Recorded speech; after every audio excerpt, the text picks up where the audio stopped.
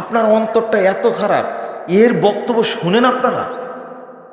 হ্যাঁ, কি অপরাধ? অপরাধ হলো মুহতারাম মুফতি আমির হামজা, উনার নাম বলতে যে মুফতি বলে আবার উনি উপহাসও করলেন। মুফতি আমির হামজার আল্লাহর সুন্দর সৃষ্টি দেখার জন্য বলিউডের নায়িকার সৌন্দর্য দেখতে বলেছে। অথচ ওনারা সহিহ হাদিসের অনুসরণকারী।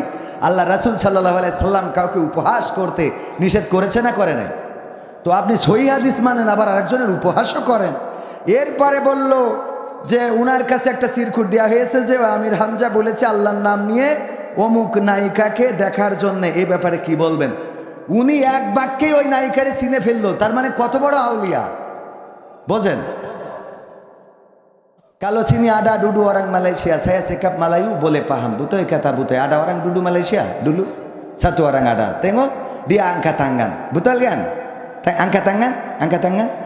Itu satu orang dia dulu Malaysia. Saya sikap Melayu dia sudah paham. Itu orang pun dulu Malaysia dia ada paham. Betul kan?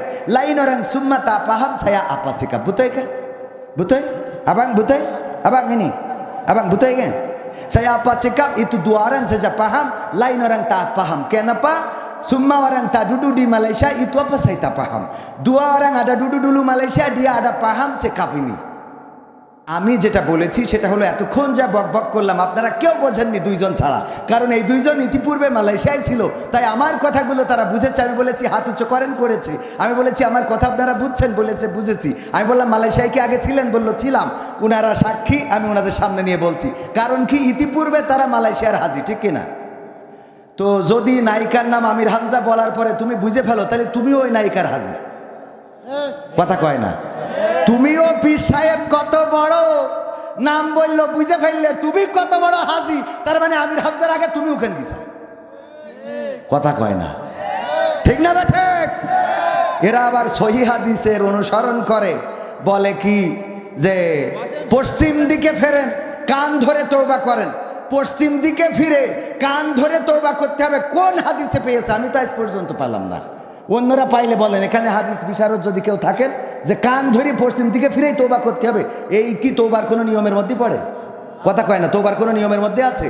তওবার 4টা নিয়মের মধ্যে একটাও নেই যে কান ধরে পশ্চিম দিকে ফিরে তওবা করতে হবে। তাহলে তুমি হাদিসের সহিহ হাদিসের অনুসারী মুহতারাম আমির হামজাকে উপহাস করলে ভালো কথা।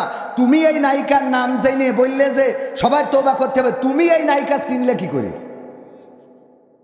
কথা কয় না? তুমি আল্লাহর ওলি। কেমন আল্লাহর ওলি? এক দেওর ভাই থাকে বিদেশে, ভাবির সাথে ঘুডুঘুডু। ঘুডুঘুডু শব্দটা বোঝেন তো? আঞ্চলিক শব্দ এইটা আর কি, এটাও তো বোঝেন, এটাও আঞ্চলিক শব্দ। তো এখন চিন্তা করলো পাড়া প্রতিবেশী না, এ তো ভাবিরে একেবারে শেষ করে ফেলতেছে, এরে বাঁচাইতে হবে, ভাবিরও বাঁচাইতে হবে। তো রাত 3টের সময় ভাবির ঘরে ঢুকেছে, সবাই যে দরজায় অমনি ধাক্কা দেওয়া শুরু করেছে। পিছন দিয়ে বের হয়ে গেছে, দরজা ভেঙে ঘরে ঢুকে দেখে আসলে নেই।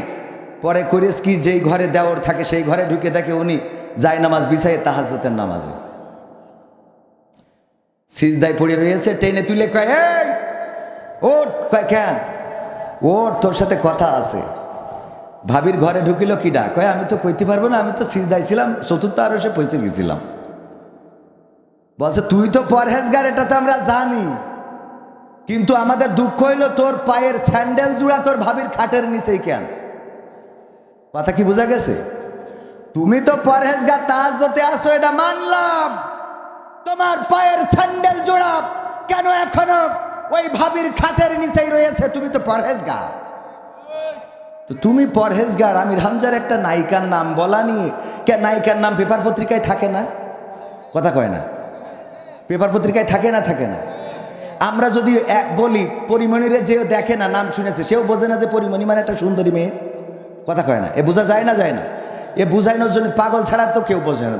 পাগল রে বুঝাইতে পারবো না, কিন্তু বাকি যাদের বুদ্ধি আছে তারা তো বোঝে। পরিমণি মানে সুন্দরী, বুবলি মানে সুন্দরী, শাহরুখ সাহেব, কি এই যে আরও ভারতের নায়িকা আছে, অঞ্জনা না, দূর ঐশ্বরিয়া রায়, ঐশ্বরিয়া, কারিনা কাপুর, ক্যাটরিনা, হ্যাঁ আমাদের এরা আবার ভালো বোঝে। তো এইগুলো নাম বললে অনেকেই বোঝে না, না দেখলেও বোঝে না যে এরা সুন্দরী, না হইলে নায়িকা হয়েছে কি করে? কথা কয় না? তো বিশ্ব সুন্দরী যারে প্রতিযোগিতা করে বানাইছে, মোটামুটি সুন্দরী না হইলে তার বিশ্ব সুন্দরী বানায়নি। সে বেশ্যে সুন্দরী হোক আর বিশ্ব সুন্দরী হোক, মোটামুটি তো সুন্দরী বলেই তো বানাইছে নাকি? কথা কয় না? তো এটা পেপারে পড়লেও তো বোঝা যায়, পত্রিকায় দেখলেও তো বোঝা যায়। এটা নিয়ে এত মাতামাতির কি আছে? সারাটা জীবন আমির হামজা ভাই ভালো কথা বলেছে, একটাও নিয়ে তুমি কোনোদিন ক্রেডিট দাও নাই, কোনোদিন বলো নাই আমির হামজার এই আলোচনাটা ভালো লেগেছে, এই ওয়াজটা শুনে মানুষের হেদায়েত হয়েছে, এই আলোচনাটা খুব ভালো, এই আলোচনাটা গঠনমূলক, এই কথাটা সুন্দর, এই কথাটা বলা উচিত, এই ওয়াজ করা উচিত, কোনোদিন বলো নাই। একদিন একটু নায়িকার নাম ধরেছে, আর সারাটা জীবনের অর্জন সব অর্জন করলে? কথা কয় না? অথচ আল্লাহ রাব্বুল আলামিনও মিজান রেখেছেন, দাড়িপাল্লা রেখেছেন, নেক এবং সওয়াব, গুনাহ, বদি এবং নেক আমল দুইটা ওজন দেয়া হবে। যেটা ডান দিকে যদি ভারী হয় সে জান্নাতে যাবে, বলেন সুবহানাল্লাহ। সারাটা জীবনের কর্মের মধ্যে যদি ভালো কাজের সংখ্যা বেশি হয় কোথায় যাবেন? কোথায় যাবেন? জান্নাতে। এই জন্য আমি গানে বলেছি, এই ভবেতে কোমার বেশি, আমরা সবাই পাপী, নিজের পাপের। এই লাইনটা অবশ্যই কবি নজরুলের একটা কবিতার অংশ থেকে নেওয়া, কিন্তু পরেরগুলো আমার। যে যায় না দেখা আমল খাতা, কি যে তাতে লেখা, সুজা পথে চলছি নাকি পথটা আছে বাঁকা। কবির বিন সামাদের 1 মাস অনুসরণ করলেই বুঝতে পারবেন এ কত বড় আউলিয়া। কথা কয় না? 1 মাস পিছনে থেকে দেখেন, কবেন যে এর ওয়াজ শোনে কিনা। কথা কি বোঝা গেছে? সত্যি কথা ওপেন বলে দিলাম, এত মিছে কথা বলার মধ্যে নেই। আল্লাহ যেটা ধরবে সেটা সামনাসামনি বলবে। কথা ঠিক আছে তো বাজান? জামতলা দারুল কোরআন হাফেজিয়া মাদ্রাসা হাফেজ ছাত্রদের পাগড়ি প্রদান উপলক্ষে তাফসিরুল কোরআন মাহফিল। আজকের এই মাহফিলের শ্রদ্ধাভাজন সভাপতি জনাব, ওই মাহফিলের সভাপতি নেই তো, উনি তো হাবিবুর রহমান, ওরে ছোট করে লিখেছে, ও অধ্যাপক মাওলানা হাবিবুর রহমান সাহেব, কর্মপরিষদ, আমাদের কর্মপরিষদ সদস্য, শার্শা উপজেলা, বাংলাদেশ জামাত ইসলামী। এছাড়া প্রধান অতিথি হিসাবে ইতিমধ্যে চলে এসেছেন জনাব মাওলানা আজিজুর রহমান সাহেব, কেন্দ্রীয় কর্মপরিষদ সদস্য, বাংলাদেশ জামাত ইসলামী। এবং আজকের মাহফিলের বিশেষ আলোচক ছিলেন জনাব মাওলানা হাবিবুল্লাহ বেলালী। প্রধান আলোচক, প্রধান মুফাসসির হিসাবে আছেন আমাদের প্রাণপ্রিয় ভালোবাসার মানুষ, বিশিষ্ট ইসলামী চিন্তাবিদ ও আন্তর্জাতিক খ্যাতি সম্পন্ন মুফাসসিরে কোরআন হযরত মাওলানা অধ্যাপক ডক্টর মোহাম্মদ ফয়জুল হক সাহেব। তিনি অপেক্ষমান রয়েছেন, কিছুক্ষণের মধ্যেই চলে আসবেন। আমি 9টার 1 মিনিট ও পাশেও যাব না। আমার যুবকেরা দাঁড়ানো, কিশোরেরা দাঁড়ানো, উচিত ছিল যে এই পাশে অন্তত একটা ব্যারিকেড দেয়া, যাতে করে ঠান্ডাটা না আসে। এই ফাঁকা মাঠের মধ্যে ঠান্ডায় আমার হাতগুলো শীতল হয়ে যাচ্ছে। তাহলে আপনাদের কি অবস্থা হচ্ছে এটা অনুমান করতে পারছি। আগামীতে এই জাতীয় প্যান্ডেল করলে একটু ঘেরার ব্যবস্থা করবেন এরকম ফাঁকা জায়গায়। আল্লাহ তাওফিক দিন, বলেন আমিন। উপস্থিত আছেন ডানে বামে গণ্যমান্য ব্যক্তিবর্গ, আমার সামনে উপবিষ্ট দিনদার ইমানদার মুসলমান ভাই বাবাজিরা, আমার সাথে সফর সঙ্গী হিসাবে এসেছেন আমার ঠিকানা কালচারাল ফাউন্ডেশনের গুরুত্বপূর্ণ সব কর্মীগুলো, সহযোদ্ধা রকি হোসেন, মারুফ হোসেন, আল আমিন, এবং এসেছেন আমার ছোটবেলার ওস্তাদ জনাব গোলাম সরোয়ার। এছাড়াও পর্দার অন্তরালে মা এবং বোনেরা, সবাইকে অন্তরান্তরস্থল থেকে আনুষ্ঠানিকভাবে সালাম জানাচ্ছি, আসসালামু আলাইকুম রহমতুল্লাহি তাআলা বারাকাতুহু। আমরা আল্লাহর শুকরিয়া আদায় করছি যে মহান রব দয়া করে মায়া করে আমাদেরকে মানুষ হিসাবে সৃষ্টি করেছেন, এই ভূখণ্ডে জন্মগ্রহণ করিয়েছেন এবং আজ পর্যন্ত আমাদের সুস্থ রেখেছেন। সেই রবের শুকরিয়া আদায় করে বলছি আলহামদুলিল্লাহ। আলহামদুলিল্লাহ আর একটু জোরে বলা যাবে না? বলেন আলহামদুলিল্লাহ। আমার দাঁড়ানো ভাইয়েরা বলেন আলহামদুলিল্লাহ। আমার দাঁড়ানো ভাইয়েরা বলার ইচ্ছা নাই, কারণ বলতেছে দাঁড়াইয়েও থাকবো, আলহামদুলিল্লাহ বলবো।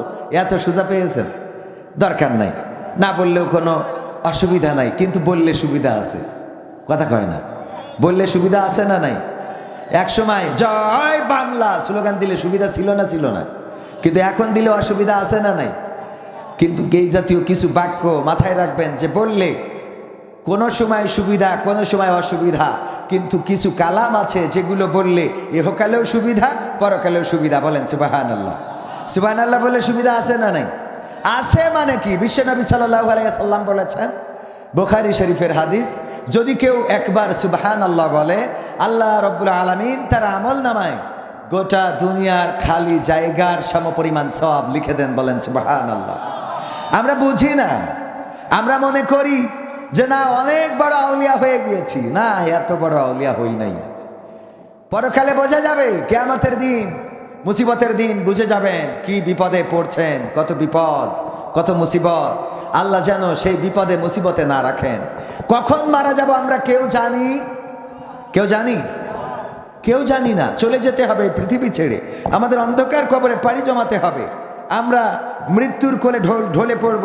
আমাদের মরার পরে অনেকের দাম বাড়ে না বাড়ে না? একজন ভাইরাল হবে বলে অনেক কিছু করে, ট্রেন স্টেশনে যায়, ভিডিও করে, টিকটক করে, ফেসবুক, ইউটিউব, নানানভাবে চেষ্টা করেও ভাইরাল হলো না। ওই ভাইরাল হতে চাওয়া ব্যক্তিটা যদি 5 তলা বিল্ডিং থেকে লাফ দেয় আর নিচেই পড়ে মারা যায়, বলে ভাইরাল হবে না? হবে না? কথা কয় না?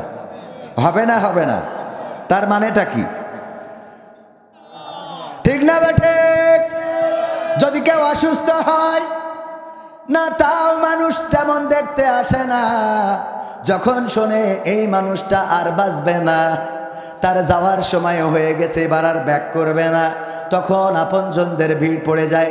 জামতলার মিষ্টি তখন যদি উপর দিয়ে না খাই, নিচে দিয়ে খাওয়ানোরও ইচ্ছা থাকে। কথা কয় না?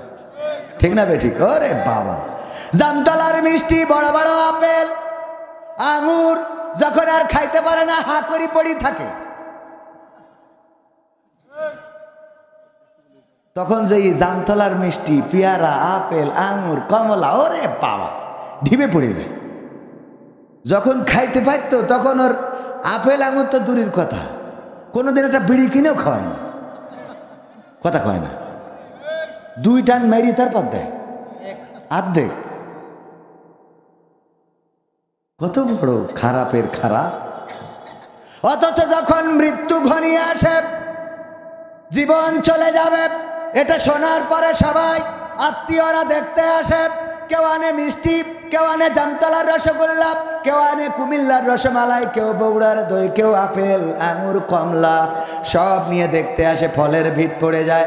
আর বাবা তো হা করে পড়ে আছে, যা টাকরার মধ্যে চামচ দিয়ে ঢুকাতে হয়, ওই সময় ঢুকাই আরো যন্ত্রণা বেশি না কম?